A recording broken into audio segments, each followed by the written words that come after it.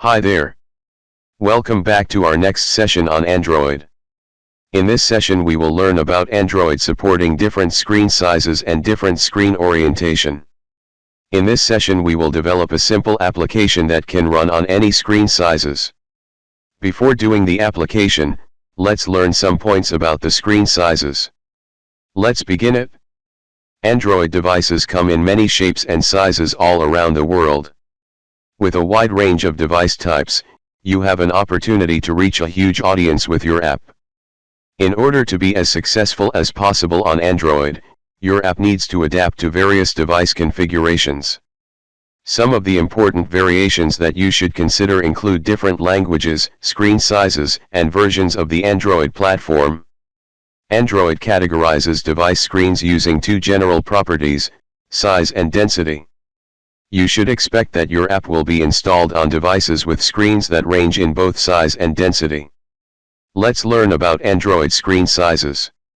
There are four generalized sizes: small, normal, large and slarge, and four generalized densities: low, LP, medium, MP, high, HP, and extra high, HP. You can see the diagram on your screen that shows categories of sizes in inches. With this diagram in mind, you can create your application accordingly. Now let's see how to support multiple screens. The foundation of Android's support for multiple screens is its ability to manage the rendering of an application's layout and bitmap drawables in an appropriate way for the current screen configuration. Points to be followed by creating an application are: explicitly declare in the manifest which screen sizes your application supports. Provide different layouts for different screen sizes. And provide different bitmap drawables for different screen densities. Now see the application created on your screen. Don't worry about the codes, I will provide you. You can get it on the link below on the web page. Let's see the example.